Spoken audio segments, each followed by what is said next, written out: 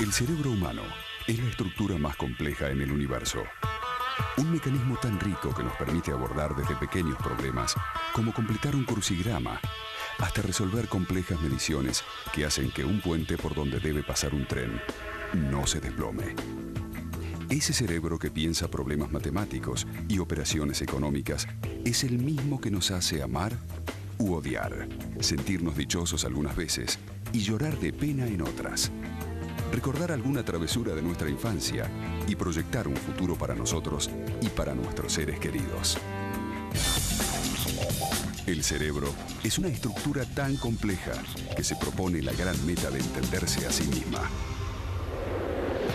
A lo largo de estos programas, afrontaremos el desafío de conocer aún más de aquel organismo cuyas funciones complejas son necesarias en todo momento de la vida. Todas las actividades que desarrollamos son reguladas por él. Develar los enigmas que esconde nuestro cerebro es el gran desafío de las neurociencias. El desafío de entender científicamente por qué nos enamoramos, por qué tomamos determinada decisión, qué pasa en nuestra mente cuando recordamos determinada imagen de nuestra infancia, cuando nos tornamos irascibles, o también cuando escuchamos música y miramos una película emocionados. También preguntarnos qué pasa por el cerebro del artista cuando pinta un cuadro o de un deportista cuando realiza una genialidad. ¿Qué distingue a una persona que cuenta con capacidad de liderazgo? ¿Qué genera empatía con su comunidad que a otro lo proclama gobernante? Todo es un gran enigma. Las neurociencias estudian la organización y el funcionamiento del sistema nervioso y cómo los diferentes elementos del cerebro interaccionan y dan origen a la conducta de los seres humanos. El cerebro humano es el espacio más misterioso por conocer. El rápido avance de las tecnologías ofrecen una visión sin precedentes sobre su funcionamiento. El cerebro es un enigma que intentaremos descifrar a través de ese elemento tan enigmático y maravilloso, nuestro cerebro.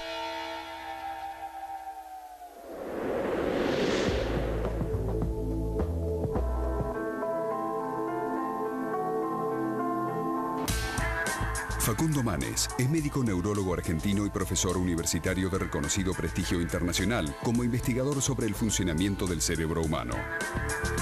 Se formó originalmente en la Universidad de Buenos Aires y continuó sus estudios en los Estados Unidos, en el Massachusetts General Hospital en Boston y en la Universidad de Iowa, y luego en Inglaterra, en la Universidad de Cambridge.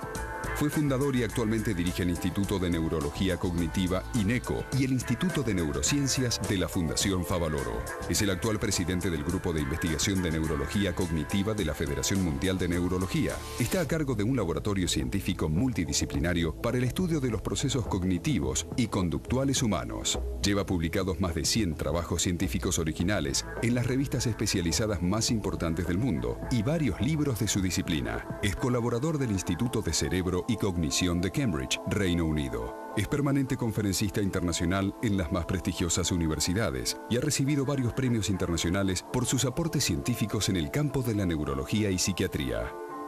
Facundo Manes es un prestigioso especialista con quien vamos a intentar develar los enigmas del cerebro humano.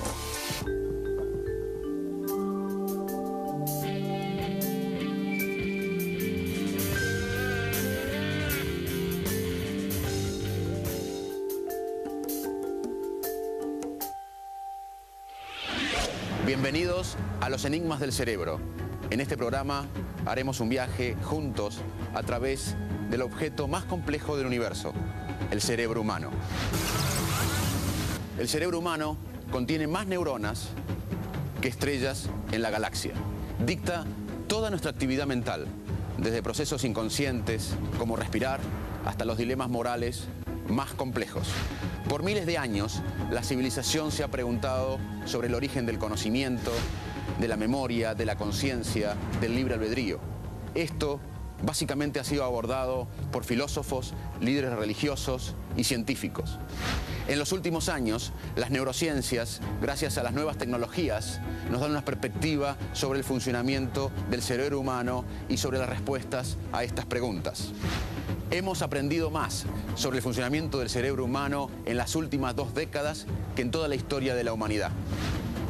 Uno de los mayores descubrimientos es que el cerebro humano no es estático, es plástico y genera neuronas hasta el último día de nuestras vidas. Por eso estoy seguro que a través de estos programas y cuando finalicemos la serie, su cerebro y el mío serán diferentes.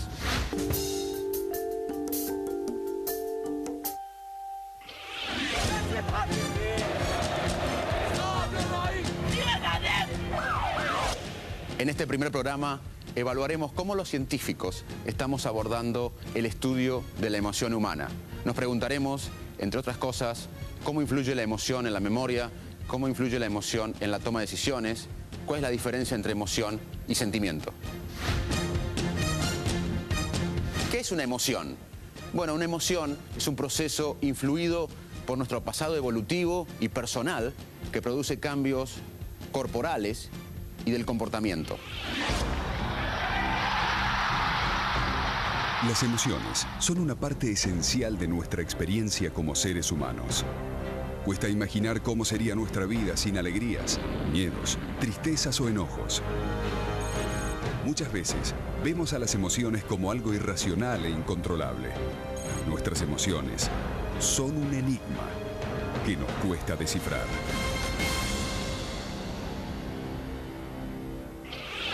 El estudio moderno de la emoción empezó con Darwin. Él fue quien se dio cuenta que las mismas emociones básicas, memoria, tristeza, alegría, sorpresa, ira, disgusto, estaban presentes en diferentes especies animales y eran homólogas a las emociones humanas. Años más tarde, Paul Ekman, un psicólogo americano, hizo contribuciones trascendentes al estudio de la emoción humana.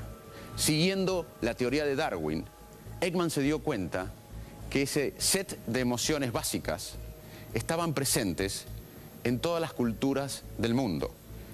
Él estudió una tribu en Papúa Nueva Guinea y los integrantes de esta tribu, que nunca habían tenido contacto con Occidente, cuando veían una foto de alguien en Buenos Aires o en Nueva York o en Sydney, con alegría, tristeza, ira, podían reconocer esas emociones básicas. Y no solo eso, cuando Ekman le preguntaba o le pedía que representen esas emociones, ellos podían naturalmente representar las emociones.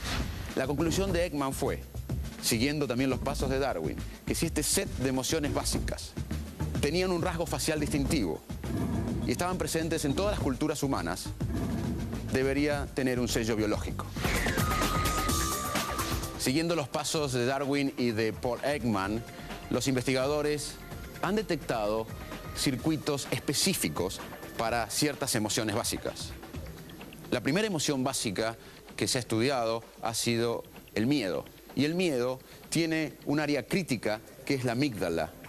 Esta área, como una almendra en la profundidad del cerebro, regula muchas emociones, pero particularmente el miedo.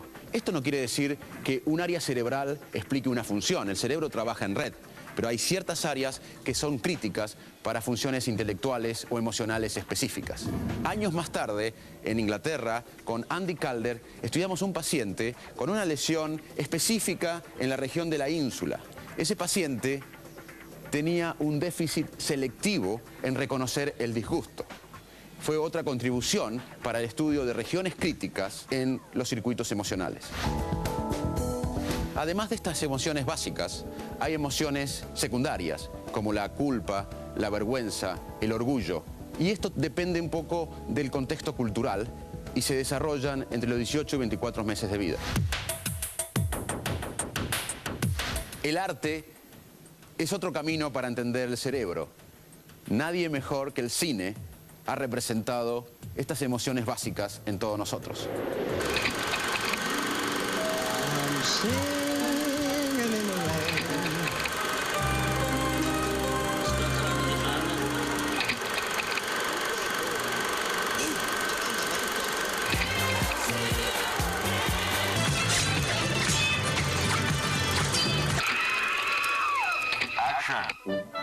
El cine es un espejo que permite observarnos y ver reflejadas las emociones más intensas a través de las escenas de la pantalla que quedaron grabadas a fuego en nuestra retina.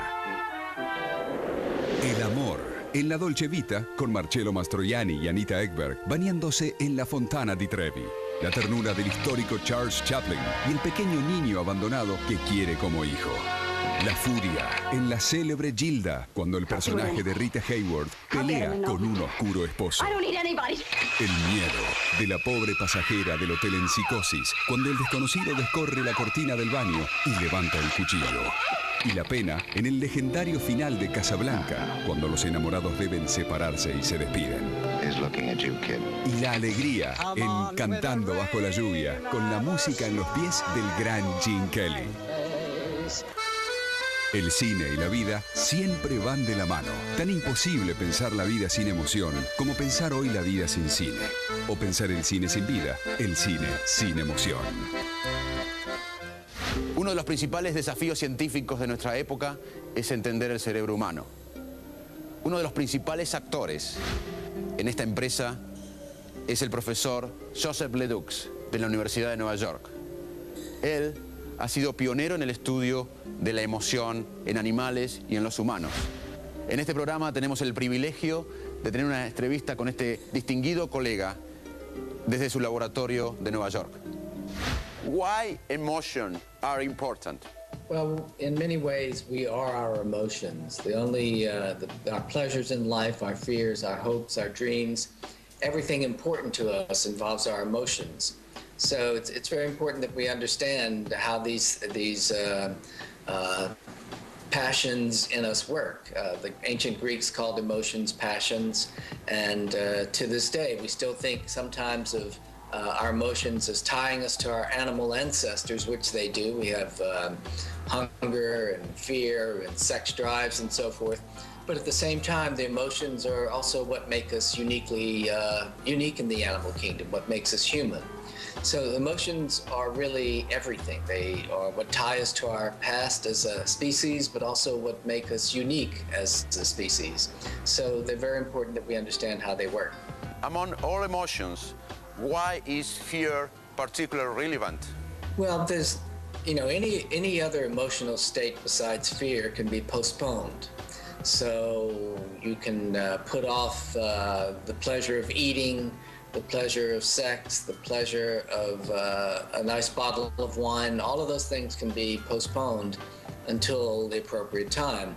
But you can't ever postpone a situation where you're in danger. You have to respond to danger immediately, or there won't be anything else to respond to. So fear always pretty much trumps every other emotion. People do all sorts of risky things in terms of sexual behavior. They are aware of the possibility of getting AIDS, but yet they do things that might expose them to AIDS or other kinds of sexual diseases. So even though fear is dominant, there are other emotions that can come into play and override it from time to time. How is your view about how emotions influence human decision-making? Decision-making is a complex topic. We make some decisions through rational thought. We evaluate all the consequences. But oftentimes we make decisions unconsciously, and our brain makes decisions for us. And emotions will also play a contributing role there as well. So we may decide to perform some behavior, not because we've decided that that's the best thing to do, but because we're pulled in that direction by incentives and other kinds of emotional stimuli that work unconsciously and that set our brain into a state where different kinds of priorities are altered by the emotional arousal that's present. So one thing emotion and motivation do is they change priorities in the brain.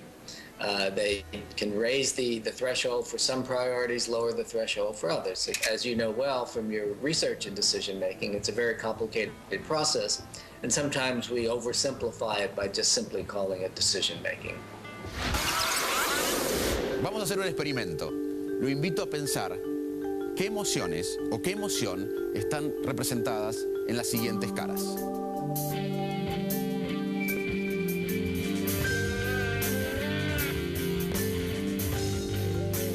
En el próximo bloque revelaremos estas emociones.